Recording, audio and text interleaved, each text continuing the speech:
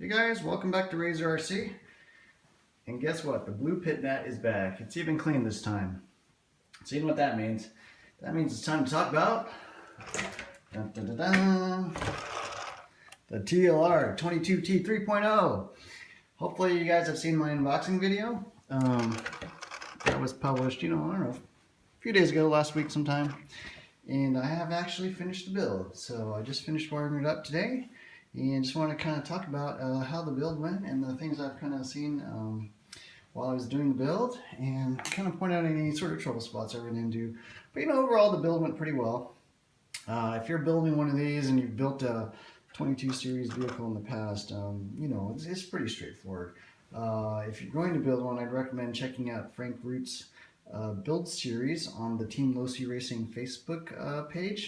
He kind of walks through an entire build step by step, bag by bag, and kind of goes over some tips and tricks. I found it very useful, and I'd highly recommend you check that out too. So anyways, I wanted to talk about this vehicle. Here it is, painted in my traditional red, black, and white colors. And let's take out the body. So what we got going on here in my particular truck, it's pretty much all stock. I put in a Savox 1257 servo, full-size servo. I got a Sanwa receiver, a Hobby Wing, Just Stock XR10 speed control. And then on the motor front, I've got a Reedy 13.5. So I basically set up as a 13.5 spec racer. That's what we race here locally. So it's not the lightest truck. This one particularly runs in at 1922 grams. The way I have it set up with like a full-size shorty, I think you can get down to like 1822 grams if you use lighter, like a lighter motor, lighter battery, lighter servo, that kind of thing. So, and these wheels are extremely heavy. These Perlin primes are like, I don't know, 100, I don't know, it seems like 115 grams each or something ridiculous. But yeah, so just kind of wanted to talk it over. Overall, the build went pretty well. I built several 22 series vehicles in the past. The SCT 2.0, the Truck 2.0. I've got a 22.4 2.0. So this is the fourth TLR vehicle I've built. And if you built those, this went pretty smoothly as well. There are a few trouble spots. If you check out Frank's videos, he kind of talks about these basically servo mounts here, and they don't quite sit flush, I think, on the chassis with regards to the frame rails. I don't know if they're manufactured a little bit wrong or what, but you do have to kind of grind down the bottoms of these to get it to sit flush and straight up and down on the frame rails and the chassis itself. So that was one little trouble spot. Not a big deal, you just need a little sandpaper or something. And then the other thing, I noticed with this particular kit is that they do use different types of plastic materials. I mean, there's definitely different densities or hardnesses to them. Like the shock tower and the arms tend to be a little bit softer. And then things like the steering rack, the motor case, I'm sorry, not the motor case, the transmission case, and like these stiff as heck side rails are all very hard. So I think Frank recommends using some black grease on the screws when you go into the transmission case. Definitely you need to use some black grease. Now I almost thought about tapping it with pre-tapping it because it was so tight and so hard, and even using a good set of hex wrenches. I didn't round out a hex, but definitely it kind of loosened up the head a little bit, so I probably will end up changing the screws on this a little bit. The manual is very clear. It's a pretty typical TLR manual. It almost reads like an engineering spec, and it's an international version, so there's a lot of usage of symbols rather than words to keep it international. Makes it maybe a little less newbie friendly, I would say, than the associated manuals. Associated stuff is all in English, if you're an English speaker. And they give you a lot of like verbiage about little tips and tricks and things to look for, whereas the TLR manual, mostly they use symbols, except for a few areas where they try to explain something. So if you're an experienced builder, you will have no problem with this kit. If you're a little bit newer, it doesn't explain, for example, how tight to set the slipper or the diff. So you have to figure that out on your own. Whereas the associate stuff kind of tells you, okay, set the nut to flush with the end of the top shaft or something like that. let's see, what else is there? You know, the nice thing about the build, though, I would say, I have to give TLR big props to, is that everything in a bag is used to complete a step. So you'll do like bag A, step 1, and you use a little A1 bag, and even things that are like what I call tuning parts, like for example, on these hubs here, the front caster blocks, there's a lot of different tuning parts. You know, you have inserts for the basically the trail. You also have Ackerman plates that are different, you know, multiple sizes and stuff. But the nice thing is when you get that bag, it only has the parts that you need specifically for the stock build or the kit setup. All the extra stuff comes in a different tuning bag, so you don't have to kind of figure out, all right, which one of these tuning parts am I supposed to use? You know, Associated, for example, uses like a pill system where they give you all the pills in one part tree, and you got to figure out, okay, well, 0 degrees is, you know, or 3 degrees of tone is this, and, you know, 1 degree of kick up is that, or whatever. So I really like that about the TLR stuff. The bag sorting, or I don't know what you want to call it, the parts organization is very nice on this. No issues there. So in addition to the electronics I have here, I did, you know, put on a couple little things that are recommended. So I've got an aluminum TLR servo horn on here. Here on the front shocks, you'll notice I actually have a little washer on the end of each of the shock mounts, and that's basically to kind of keep these nuts from rubbing against the caps here on the shocks. If you don't have that, they can kind of mar the finish a little bit. It's just cosmetics, nothing that's going to affect performance. We're putting a couple, like, you know, 3x6 or 3x5 washers on the ends of these shock shafts will prevent that and keep your shocks looking a little nicer. What else have I got? I've got an aluminum, you know, TLR pinion. Should probably pop that off and you guys can check that out. So on the gearbox cover, I have a couple changes in the transmission because I'm running 13.5. These are parts I transferred over from the 2.0. So I'm running an MIP top shaft. You can check that out here.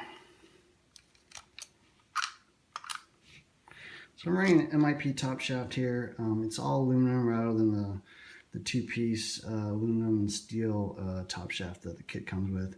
I'm also running MIP bimetal out drives. Can't really tell, these look like pretty standard out drives, but they're actually aluminum and steel. So that drops actually about 10 grams of weight off of the transmission. There's my little TLR pinion. I'm currently running 2078. That's pretty much the smallest combination of spur and pinion that will actually fit. You know, like a 2078 I think doesn't quite fit. I'm sorry, like a 2076 won't quite fit.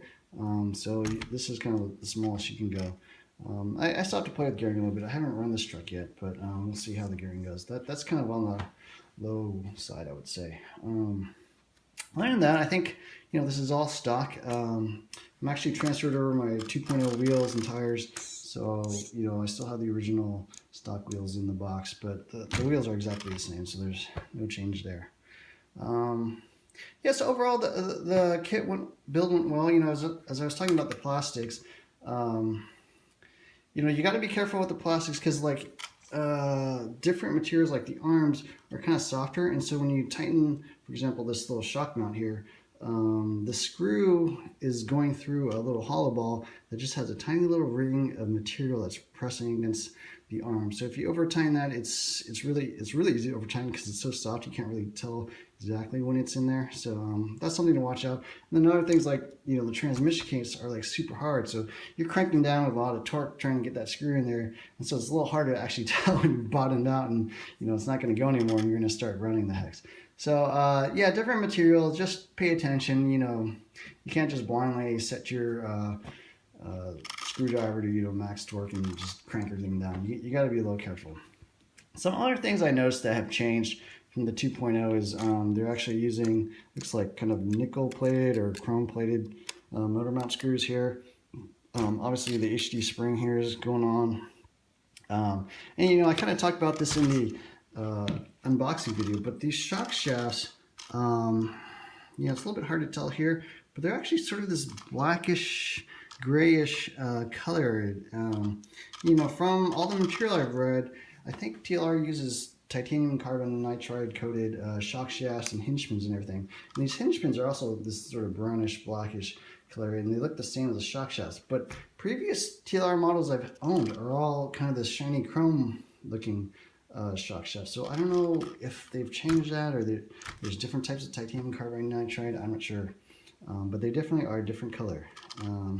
Something else I noticed was that TLR does use a few different types of ball studs. They're all 4.8 millimeter ball studs, but depending on the height, some of them are kind of this blackish color, and then some of them, you know, like back here in the steering link, it's actually this sort of grayish silvery color. And these used to be kind of nickel looking or chrome looking. They used to be shiny like these turnbuckles, but for whatever reason, these low mount ball studs are now kind of a matte, you know, almost like aluminum looking color. So when I first saw them, I was like, what are these? These are aluminum looking, but they're just not polished like they used to be before. So I don't know what the deal is with that, but just a small little change I noticed. I haven't really noticed any effect on performance or, you know, binding or whatever.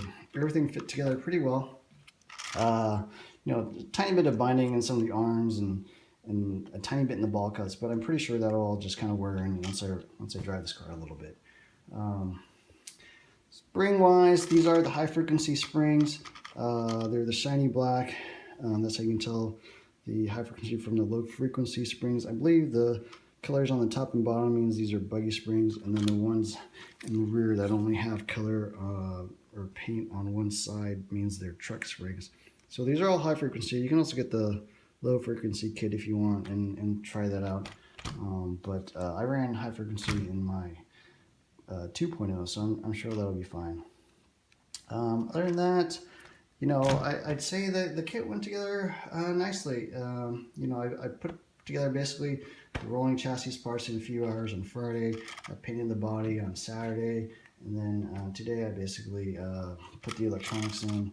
No issues. Oh, one thing I would comment about the electronics is there's this battery strap here. You know, there's a little cutout for the motor wires here, but make sure you leave enough slack in them so you can actually lift this thing up and get the battery underneath. I almost made it too short, but fortunately it's barely got enough room there. Other than that, you know, the truck seemed pretty good. You know, I'm looking forward to putting this out on the track and seeing what it can do. I did actually vary from the shock fluid, I guess, kit fluid. It comes with 32.5 weight oil, I guess, for front and rear. I actually went to 35-30. That's what I ran in my 2.0, so we'll see if that's probably, you know, in the ballpark. I think Frank mentioned that somewhere to run 35-30. So I'd recommend probably try that out. I mean, I'll see how it goes, and I imagine they did the 32 and a 5 just kind of as a one-size-fits-all thing for both, so they didn't have to include two bulbs. But no big deal. You know, you should have a good selection of shock fluids to choose from. Yeah, so other than that, that's pretty much the build. Hope you enjoyed this video. Hope you get a chance to pick up one of these. It's a really nice kit, really nice build, and you know, no real issues. Oh, there's one other thing I did notice, which is that the you know, that's not a big deal, but it was just a little odd. Like this screw that goes through the transmission case here in the back, you know, it's a long screw. I forget exactly how long, but in step D11, it shows a little washer here that you're supposed to put on. And then, but there's no other mention of that part number, or it doesn't show up anywhere in the parts diagram. And that's something they did on the 2.0s. You know, that was part of the build. But in the 3.0, I guess that was just a mistake. I don't know why that it shows that washer. And I actually put one on because I had an extra. But I guess it's not needed. I don't know. I'll try both. The other thing I did notice, actually there is one goof parts-wise, which is that the rear wing, it only came with 3 of these screws. So the mount actually is set up for 4 different screws. It only came with 3. I had some extras, so it didn't really bother me. But you could probably run it with 3. I don't think that would be a big deal, but something to be aware of. That is a manufacturing issue, in my opinion. Something they probably messed up. I'm sure if you contact Horizon Hobby, they'll send you another set. It's no big deal. But that is the one manufacturing goof I would say that it seems like the kit has. So anyways, hope you enjoyed this video.